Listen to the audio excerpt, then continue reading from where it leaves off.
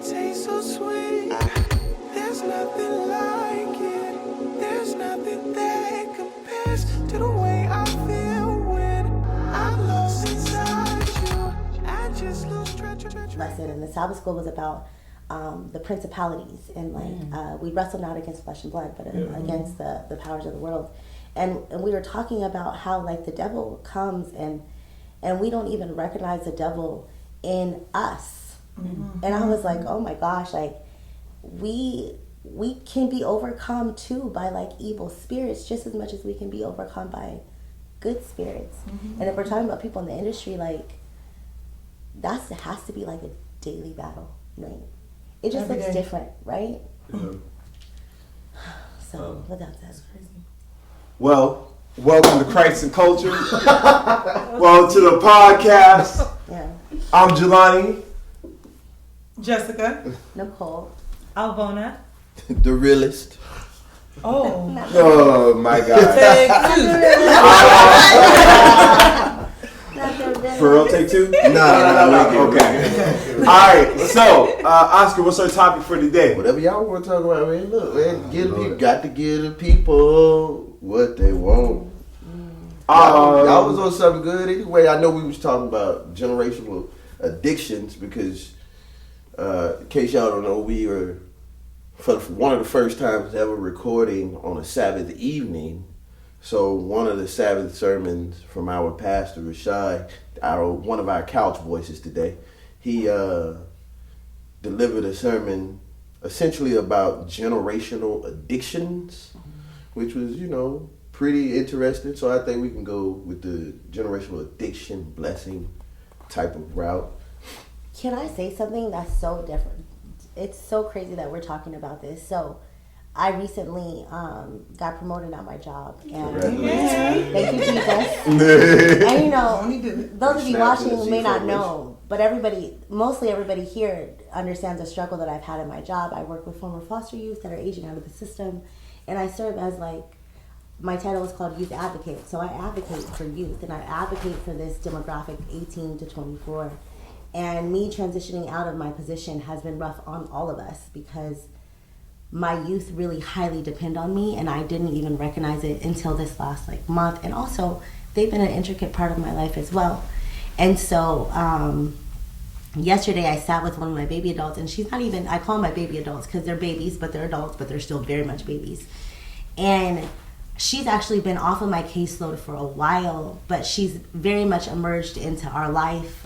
She goes to our church sometimes. She's very much, I've been able to introduce her to my church family, and she she loves it here. So, but with that said, she was talking about her biological family yesterday, and she turned to me and she said, you just met your biological family, right? And I was like, yeah. And she talks about her mom and some of the stuff her mom has struggled with, and I looked at her and I said, girl, that won't be you. And she goes, I know, that won't be me.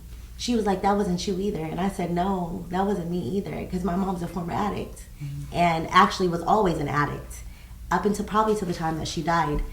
And we literally had this conversation this time yesterday about the importance of breaking generational curses and how we do it, but also not being afraid of whatever blessings our parents that we did not know, didn't have a chance to know, have given us. And so I never, when I speak, because I speak on this often, because almost all of my youth, their parents are addicts. They came from a generation of drugs and addiction. And so we talk a lot about stopping that cycle, but I always mention, and it's because of Alvona, the time that we talked about. I was going to bring that up. In Exodus. In Exodus, where it said, you will have, a couple years of the curses, and then you will have thousands of years of blessings. Yeah. And, my job is a very secular job, but I bring that up every single time, and it's, the most amazing thing to watch them, try to understand what I'm saying, and then be like, yeah, blessings, I'm the blessing. And it's the cutest thing ever. So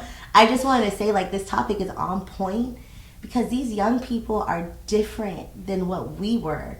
First of all, I'm still young. Get that out of the way. Well, these Gen Xers, right? Gen X? No, baby. Gen X is about 60. These are the mosaics. Gen Z? No, these are the mosaics. The Right? mosaic, Gen Z. Well, what age are we talking about? 18 to 24. Those are Gen Z. Gen Z. Born in the These 2000s. The These zombies. Gen Zs, like it hits them differently. Like they're the kind of people.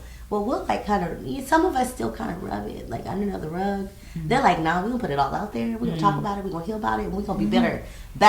And I just love that for this generation. I really pray into our generation because I think we still kind of struggle with some of that. We're still better than our parents, that's for sure. But we all, like, I wish generationally, like, it has to start with our grandparents and our parents. Those of them that are I don't alive. have grandparents though.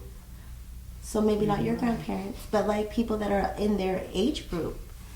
So Because you it's got not like, here's the deal when it comes like when you say grandparents, like my situation is really different from most people my age. My mom graduated in 70, 71. Sure. My sister was born in 69 or 70. So like I come from an older background and a lot of those people, grandparents, they gone. They you know, they laid the rest.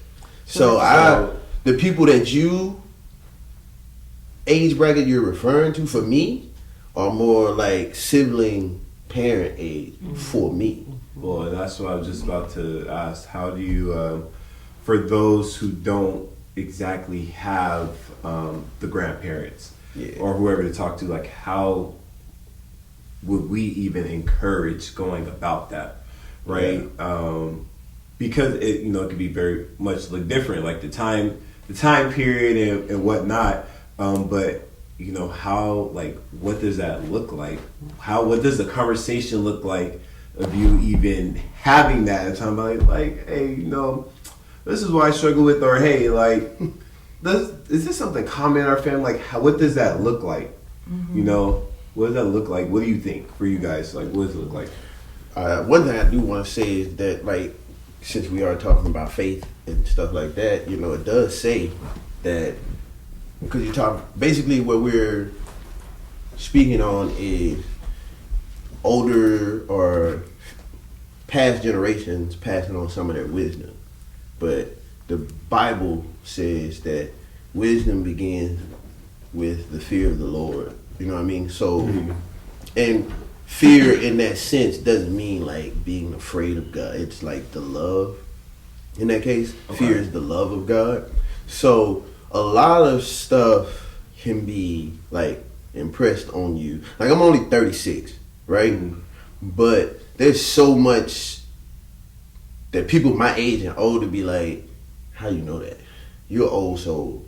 Stuff like that. And that's because I truly believe that wisdom begins with the fear of the Lord. And what it was a saying that my dad used to say. He used to be like, son, a smart man learns from his mistakes, but a wise man learns from the mistakes of others. Yeah. So I like that. one of the things you can always do is, like, I don't have any of my grandparents. My mother's parents are gone. My dad's parents are gone.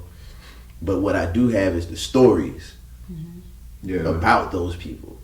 I know the mistakes that they made, and I know some of the good stuff that they did. So what I do is I listen, I reflect on some of the stories that I've heard, and for the bad stuff, let me learn from this mistake. Like, So you gotta be listening to, paying attention to when stories are being told. that's why you got 2 ears and 1 mouth.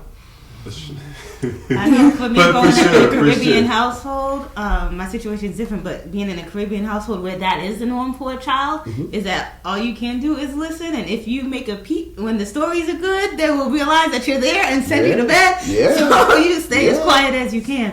funny And is that's definitely what you that's a do. You Southern thing listen too, though. and you like, okay, well, this is when they're telling the stories, you kind of absorb a lot of that knowledge. I had the great to. fortune of having my maternal great grandmother around for the majority of my life and all the way up into adulthood, and we were really, really, really close. And so I got to sit at her feet and ask her a lot of these questions, not the difficult ones that I would have thought to ask now as a fully grown adult, but I still got a lot more of that information and knowledge just because I was asking her stuff all the time. I'm naturally inquisitive. Yeah. And then when I started getting older and realizing, like, some of the things that, you know, people were telling us, especially when it comes to the church and when it comes to sexual things, right?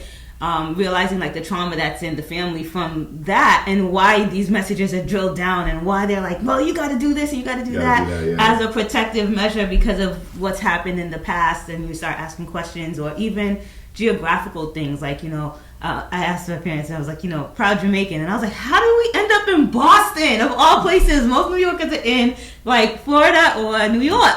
And so just getting to hear from my grandmother about how she ended up coming over, and like the age that she was doing these things, and you're just like, yo, you've lived a very different life than what I would see for you as my grandmother, you know. And then just kind of being able to absorb that knowledge, and also as the community talks about my great grandmother, there's some things that I've learned. So I've inherited generational peace, and so like, because the way that my personality is. It's like there's a lot of stuff, most of the stuff is not going to bother me, and I'll just be like, I can be at peace with stuff, and then that's not of me. That's nothing that I had to do to earn that. When I hear about my great-grandmother's legacy, and everyone that speaks to her is talking about how much they enjoyed being around her for her level of peace. And I was like, wait a minute. And then I found out also, I didn't even notice that she was an alto. And I was like, wait a minute, I'm an alto, you know, so just... So correlate. So from hearing it from other people, like what Oskar was saying, but then also absorbing some of the information from what you can gather. Yeah, something you said really stood out to me. You said ask questions. I think if you are at an age where you're aware, I always think that to get good answers, I have to ask good questions. And you can't just ask any question. And ask questions at the point of the problem. Where is it in life that I keep running into a wall? What about this wall is similar to the last wall that I ran into? So I think the pattern recognition. It's kind of like every time, like if you're a person, man, every time I'm PO'd, you know what I'm saying, I'm angry, I want to go hit the bottle. Why is it that every time I'm mad, I want to go hit the bottle? Or every time I'm sad, let me go get, you know what I'm saying? Exactly. So, like for me in college, we kind of talked about it before. I remember sitting in the car with my mother and was learning that I don't need to go after any woman that's like her. So I asked her straight up, why did you and my father get divorced? What happened? Who did it? And she did not want to answer the question. Of course. But I kept pressing. And she told me her side of the story. Of course. Then I went and had a conversation with my father. My father's much more closed than she is, so he didn't say much. But then I went to my older brother. And he was there the whole time. He was there the whole time. So I got to see the same divorce from 3 different angles. And it spoke to what's running through my veins. So that I could not only know the generational curse, but I can actually name the generational curse. And once you can name it, and when I say name it, I mean I began to realize that the workaholic thing, I have both my father and my mother in me. The workaholic thing, my father being a pastor always at the church, did not mesh with my mother's quality time love language. And my mother programmed, and this is in me too, and something I had to watch out, because even if you're more like one parent, you're still both of them put together. My mom, if she's not getting attention here, she'll go find it somewhere else. She works out like I do. I'm in the gym not because of my father, it's because of my mother. So she used to go to the gym. The gym's a good place to meet people. So it made me more aware of, hey Rashad, if you are feeling empty, if you are feeling neglected, you need to know that your problem, and you have to call it, your problem is you have an inclination to go find attention in other places. That's my natural pull. That's crazy. This is so important too, because, and I see your hand, I want you to say what you have to say. This is so important because in our families, infidelity is really a thing. You got to hop in that shit. You communities. just got to hop in there sometime. My bad. In our communities, I'm seeing a lot of stuff on Instagram about relationships and like men that are like, oh, I should be able to cheat. I should be able to cheat. And hearing you say right now, I have the inclination to do like I know that about myself. How many men do not understand that that is generational and it needs to be called out? Hold it, right? Because I got something for that goes with that. But go ahead. But I'm hearing a lot of the term generational curses, which makes me feel like what's going to happen in the next generation is going to be inevitable for the next person. Well, this is where we break the curse, though. Right, Because exactly. what he's saying is you identify it, right? Yeah, But you can go Would it ahead. be considered a curse, though? Would it be considered a curse? Is So- it addiction? Is it a That's why I habit? hate. Something That's you why I learn? hate that term. So here's for me, because there are generational inclinations, like you're Yeah. predisposed to certain things. Yeah. I think the thing that makes a curse is when it continues through more than two people. Okay. Yeah. It can't just Okay, be you and yeah. your parents. Was it your grandparent? Yeah, What it happened? was. Do you see my daughter? My daughter. Yeah. She'll go, man, I love Auntie Nicole. Auntie Nicole's busy. Hey, Mr. Matthew. Yeah. I'm not getting attention here. Yes. Let me go Gotta somewhere go else. somewhere else, yeah. I'm going somewhere Don't worry. else. Mr. Oskar rock with me. Exactly. No, exactly. And that's like the scariest feeling when we look at our children, because my child's the same way. Like, she loves attention, and I'm like, but I love you. Your dad loves you. We give you all. We spend all the time. Like, she's the only child, so we spend all of the time. I'm her best friend because she don't have no other friends to play with at home except for us. And like, so when I go into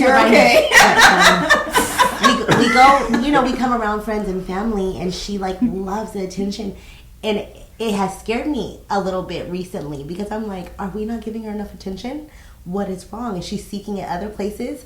So now that you say that you see that in your child, I'm like, oh, okay. You're not alone. I'm not alone, Yeah. A, and B. So now that I know that, how am I going to help break that? Because now at my age right now, But you guys, you two's children's age, I feel like that's kind of because they don't have the developed attention span at this moment. So I think most children in you two children's age frame are that way, no matter what. Like they're gonna be like, oh, dad's busy, let me run over here. Mom's busy, let me run over here. So let me speak to that because I think it kind of answers her question, and I actually want to hear what else you had to say to add.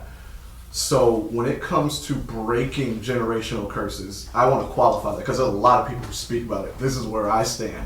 Breaking a generational curse is not you not doing what your parents did. It's addressing it. okay. Like if my parents drank and I just quit Don't drinking, drink, yeah. I didn't break the generational curse. I just quit. Yeah, you didn't address It's it. the removing, the smashing, What is and it, the Asa? cut down. Yes. Yeah. So with Zara, Remove. with Kamani, Smash. here's the thing. With Cut kids, down. there's that commonality with, hey, kids need attention. Yeah.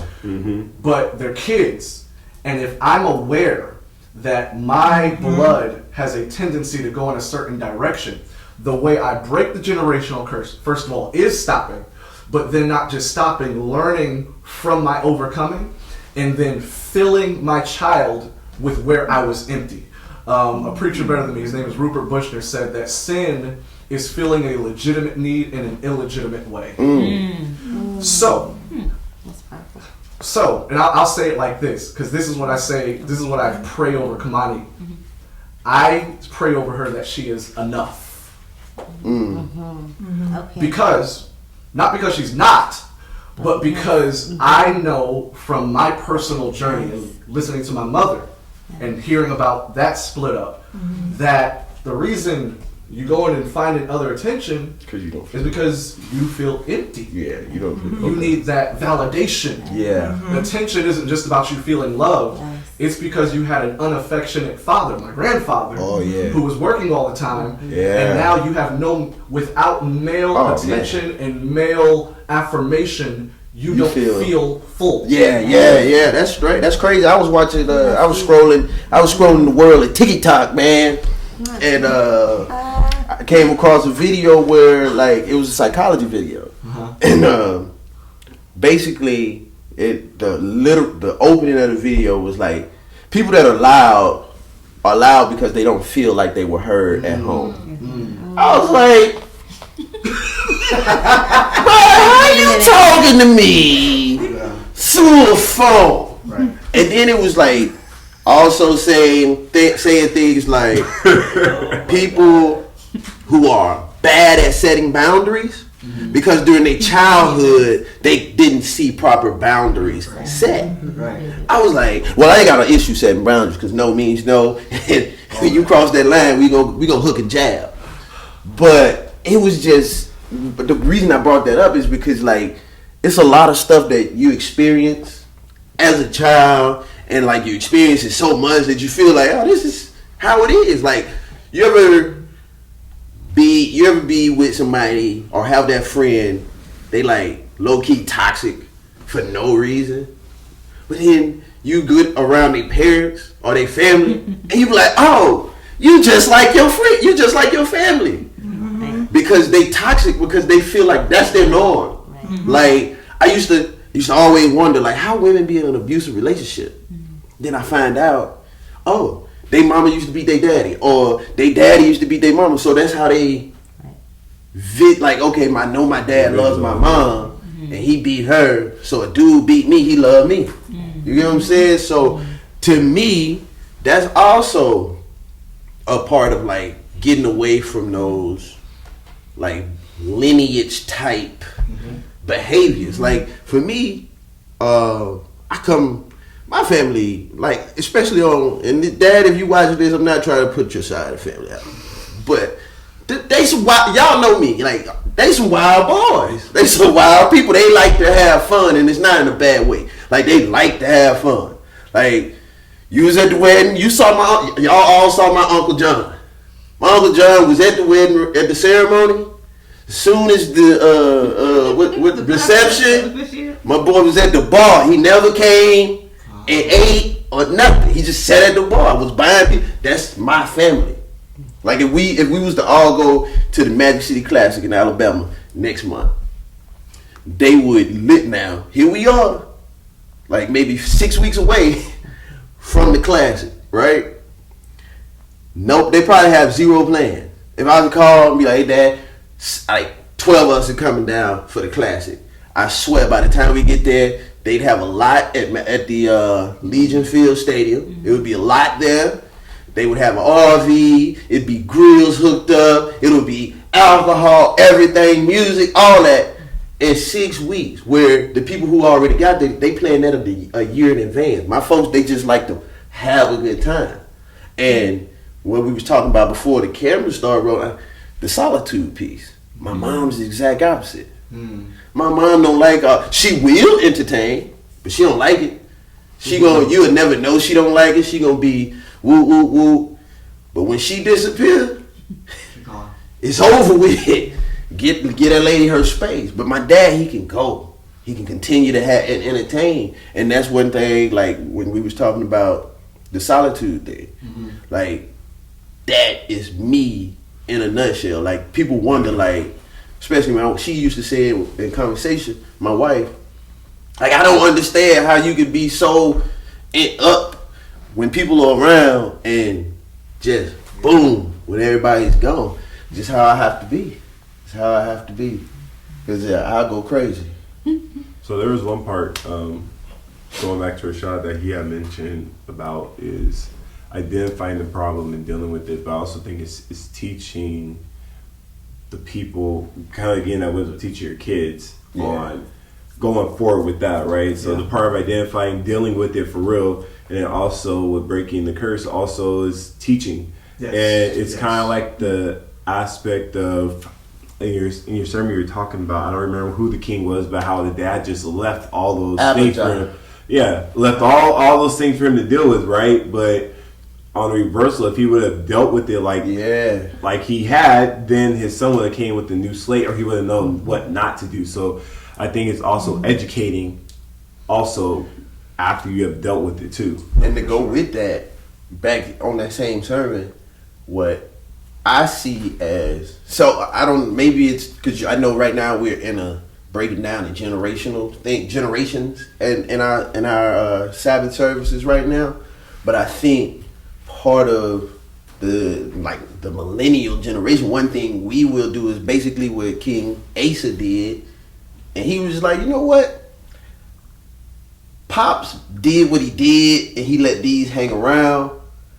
I could, like you said, I could handle it better than him, but instead of having to put myself through that, I'm gonna cut this down. I'm gonna get rid of these high places and these altars. I'm gonna cut down what need to be cut down. I'm gonna smash the stones, because that way, that temptation, because like you said, is in his blood. Yeah. Let me remove this temptation, because I don't want to fall into what my dad was into. Yeah. You know what I'm saying? It's kind of like me with my dad. Like, it's certain things I don't do because I don't want to fall into that trap that my dad has fallen into. A lot of times we overestimate our own abilities. So leaving things, like if Asa had left everything the way that his dad had, that would have been him overestimating his ability to deal with these temptations. It's always the young adults that's always asking, like, how far can we go to the line without crossing the line? Yeah. No, There's that's that real. overestimation of our abilities and our strength, and like, oh, I can get all the way to the line and not do it on the blanc. And it's not that at all. You know, it's really about saying, look, we're going to cut, smash, and remove everything that needs to be done. That's real. Let me ask this, if that's okay. And I think it's a good question because of who's in the room. Because I think we have unique parental experiences in the room. Oh yeah, you got this. So, because we've been talking about a lot of passing down from parents and grandparents, but maybe someone's experience, I don't got a father. I don't know my father. Maybe it's my parents passed away. Yeah. What has been the thing that your father or mother or parental figure, and kind of your story with that, what's one of the most important things that they've passed down to you, just to live life? That's what I'm wondering, because sometimes, like, we have a lot of people who live in isolation, and I know that some of the best lessons I've learned were not from my parents, but from my uncle and aunt that I spent the summers with. Like, because my parents were divorced, but I would go to Memphis in the summers and spend the summer in what a healthy marriage looked like. And I was like, oh, so you can, I remember it vividly, and it sticks to me to this day. So you're telling me that I can be mad at you and still love you at the same time? I cannot like you, but still want to be married to you forever? That exists? Blew my mind. From my uncle, Jeffrey Watson and Marilyn. They're in Memphis. They're in Montgomery now. But yeah. That's a deep question.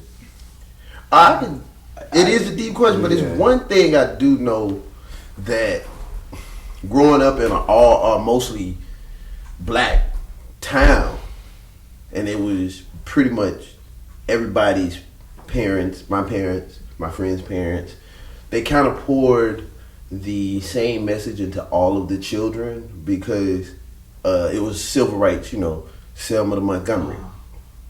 That most people that look like me, that come from Selma, don't have the issue of like feeling like they're not enough. But the transgression of that, like, I know that I'm enough, but the transgression of me knowing that I'm enough is, now I need you to know that I'm enough, which contributes to the sometimes brashness or the bluntness of things that I say, or how abrasive I can come across, how I can come across. That's literally big, but it's because we're from a small town, and small towns, we're from a small Alabama town, and for some reason, people in America always get Alabama confused with West Virginia off of the movie Deliverance. But anyway, what they always be like, y'all, you used to kiss your cousin. That's Deliverance. That's West Virginia. That ain't Alabama. Well, But I digress. So what's the answer to my question? So what is it that a parental figure poured into that I'm always enough. that I'm always enough. So, I would say, for me, my godfather, is that showing up for people matters. So what I mean by that, quick background. Didn't grow up with my father. It's just really been me and my mom. Father didn't come back into my life until I was in 4th grade. Just saw him here and there because he just needed to get himself together with things. So my godfather, his best friend, has always been there since like day one. First haircut. Every summer I will go up there for a week. And I got to learn how to get my fear over dogs from there. We used to just do like just fun things, miniature golf. And those were like some of the biggest highlights of my summer. If it was my birthday, he might not come down exactly on my birthday, but he's going to be there that weekend. Or he just show up on that same day. And those things like that matters, right? Because he lives 2 hours away, but still he takes time to come down and to show up. So I think showing up for people, especially when you're able to just mentor, whatever the case may be, like that goes a long way for some people, because some people just need someone to stand in the gap for whatever life has brought them or for whatever their situation is. So I think that's something I would say. I mean, that was so great. I don't know. I feel like there's a lot of things, and I'm just going to say the first thing that comes to my mind that my mom always said. She'd be like, Jessica, you just do right. And I heard that. My whole life, it would be like, I'm a big logic person. It needs to make sense. Why are we doing this? And why are we doing it like this? And especially if there's an easier way to do it. I'm like, my whole life, I'm that kid who asks why. I'm that kid who, when something would go wrong, I'm like, I don't understand how, like, what is happening? And my mom would always say, Jessica, you just do right. You can't control anybody else. All you can do is control yourself. And you make sure that you just do right. And I feel like that's been instilled in me forever, because it's like, ooh, sorry. But it's just growing up, you know, I'm the only girl, the youngest, I was the baby, and I got away with whatever, according to my brothers, right? But I did a lot of stuff by myself. I have a big family, but I never like kept friends, because when you have 100 cousins, you don't need to keep a bunch of friends.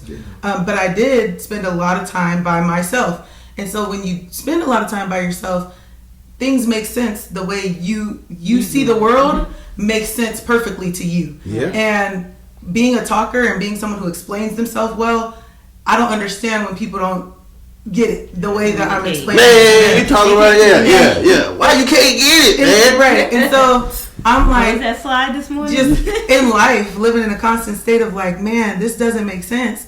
Having a mother who's like, you just focus on you doing right. You focus on you doing the right thing. Make sure you are, you know, doing what you're supposed to do. That was my saving grace, I would say. What you got, Cole?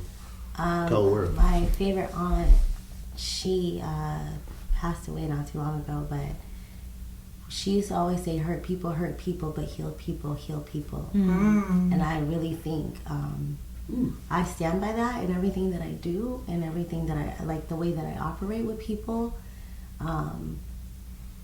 It's so crazy, because when I met her, I was 5 or 6 years old. It was right at 31st Street. She walked up to me and said, we're going to be friends, and we're going to be best friends. Mm-hmm. And the way that she saw me, immediately, I needed a friend. 5 or 6, I needed a friend. She never stopped being my friend, which is to some weird, right? But it was not. She calls all of us little humans. And even before she died, with her, I remember she held Zara, she did her baby blessing. She said, come here, little human. And it just like warmed my entire heart. So yeah, hurt people, but heal people, heal people. So. What you got? I want to expand. There's a lot, but I think one of the things that really sticks with me is not just, I guess the word I would say is figure it out. There isn't much like my mom can, again, I grew up with a single mom all the way. My biological father didn't really contact me until I went away to college.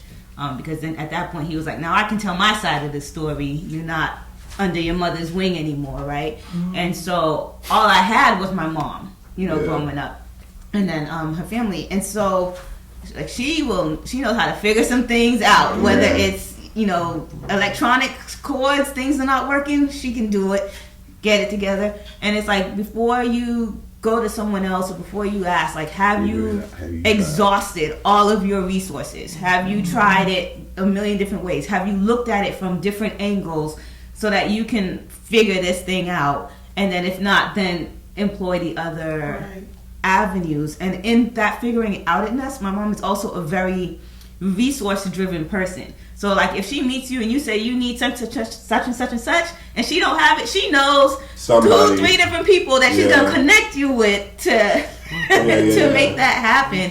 So again, that's that resourcefulness of just being able to figure things out and then help other people figure out where they need to do or what they need to go. So I think I've gotten some of that in the fact that like when people tell me stuff, I can definitely see like the connections.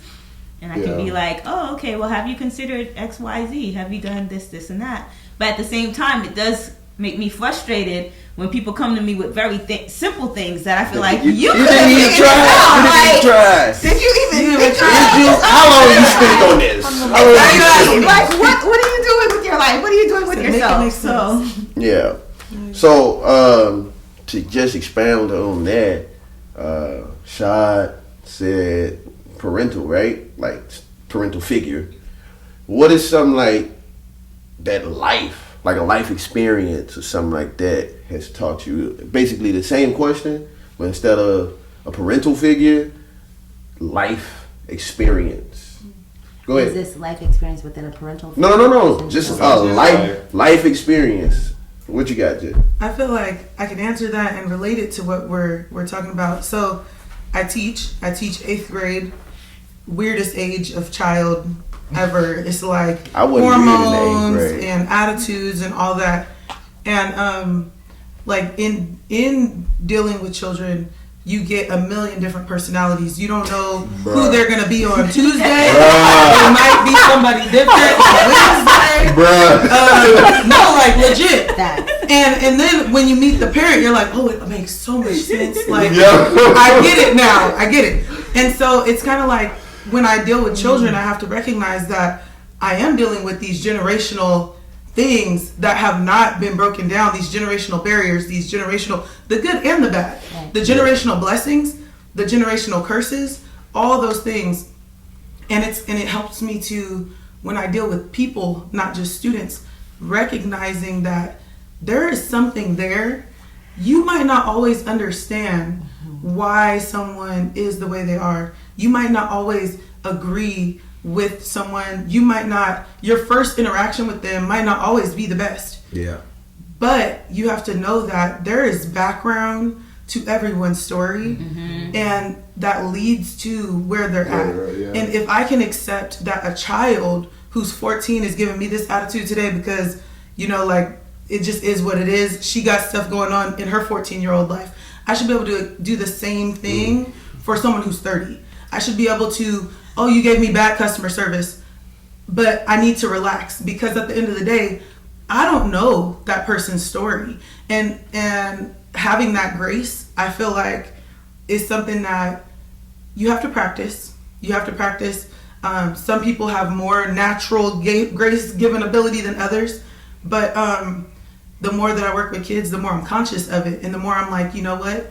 If I can give this kid grace every single day, I can do the same thing for adults, because God does the same thing for me. And I am in no place to not give it when I receive it every moment. And even in those moments where you think, I'm not about to give you no grace, that's God giving you grace because he could have struck you down. But it's a whole lot easier to like look at a child and be like, it's not. Hear me out. It's easier to look at a child and be like, you acting like that because you ain't seen the world. And what you're saying is there could be another 36-year-old male out there that ain't seen the things that I done seen. I should give him grace. I get that. But you 36, bro. This child is 14. No, For me, that's how my brain's working. I feel like that's how my brain works. When dealing with adults, I don't know how this came about for me learning. I always think about like what has this person like gone through, just like maybe the kid. Yeah. Like, and that's like the first thing to where, at least for me, that gets me to a point where like I give people more grace even as adults. Yeah. Even though I might want to go off or whatever, it's like, okay, what have like you been through? Like, why do you think this way or whatever the case? And I don't know. It's easier said than done, but I think it can be exactly as if you're dealing with a child, because when that child's acting up, the first thing you think is like, okay, they might be bad, but like, okay, what just happened to you? Like, and then also when it comes to adults, maturity is just like a child. Like as a child, you are learning how to be mature in life, but as adults, we are learning how to be spiritually mature.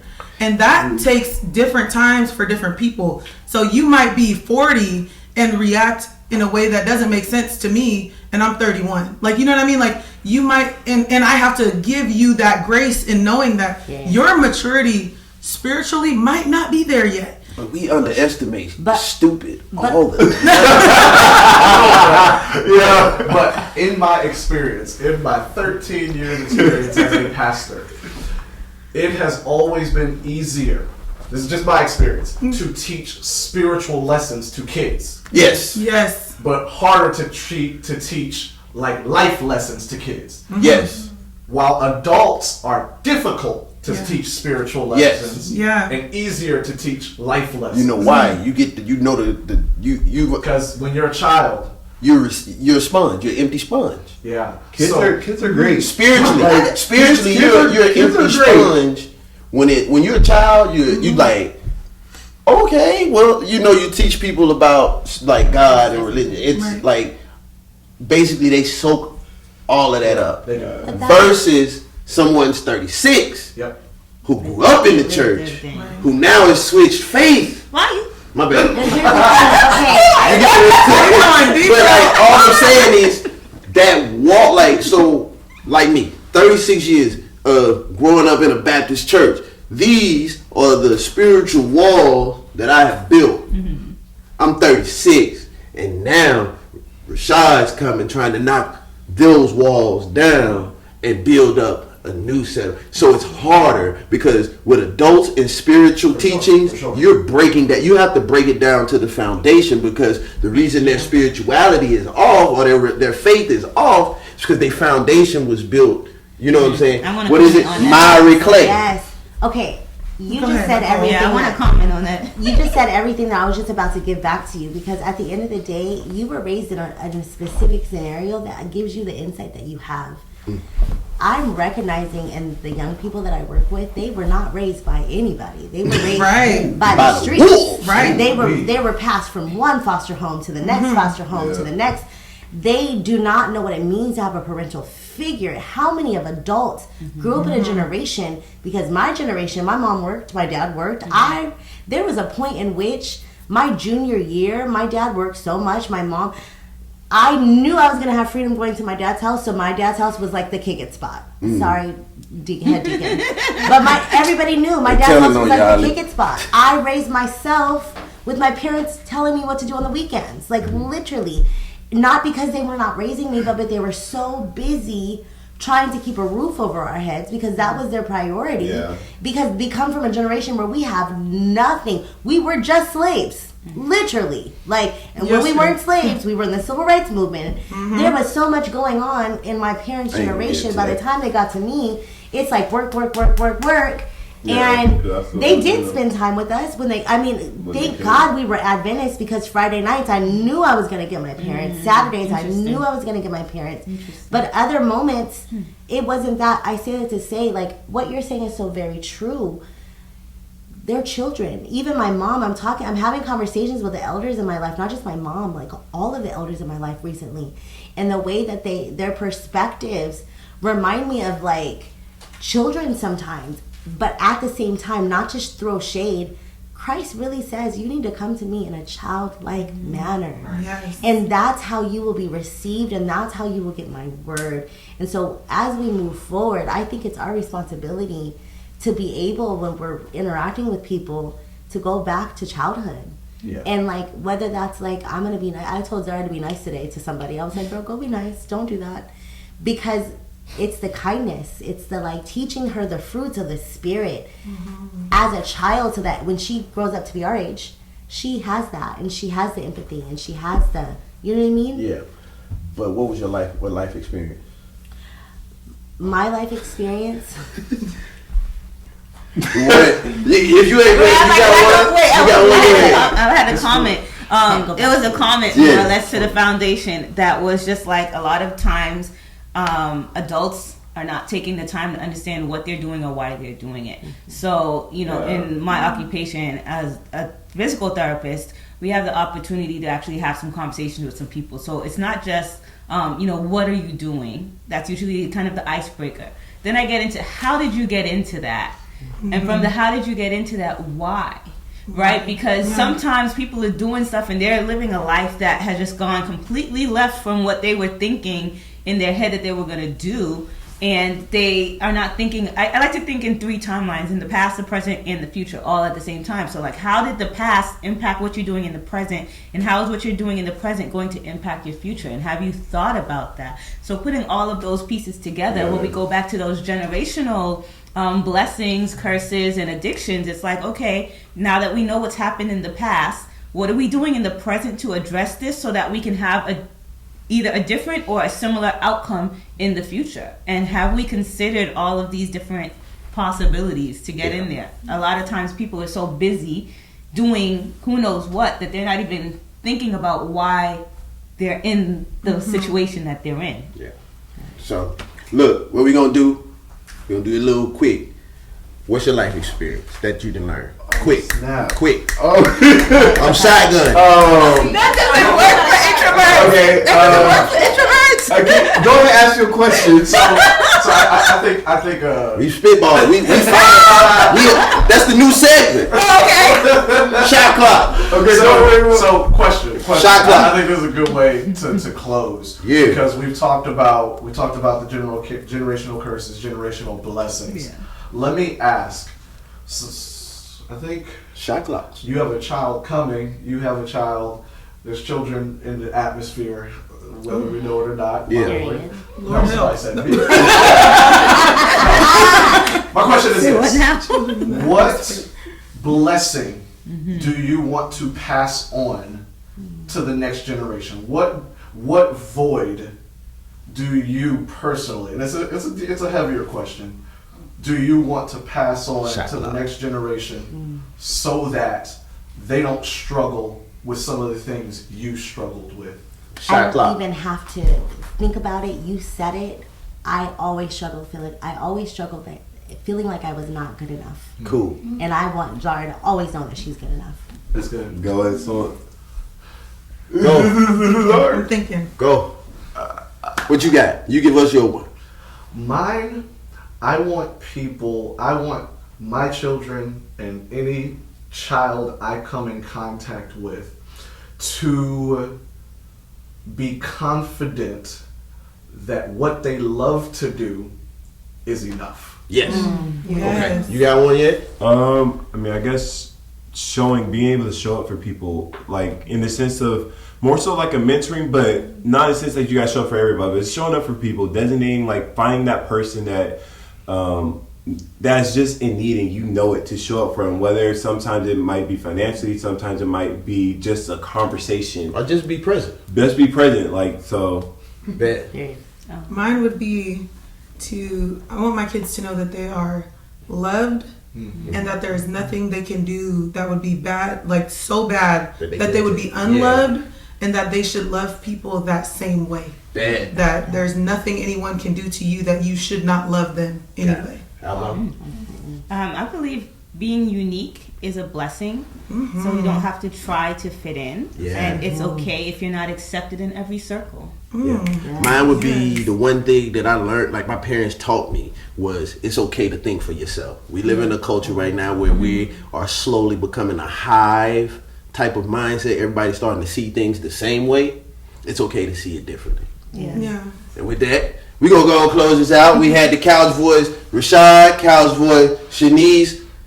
Go ahead, big dog. Our intro. Jelani. Jessica. Nicole. Alvona. The realest Oskar. Come Don't back. forget to Like, comment, like, comment, share, subscribe, tell a friend, follow us on Instagram. We on the TikTok, Christ and Culture the Pod. We out. That's legit how you really should end it. I hope you get him get it up and walking away. No, you got it.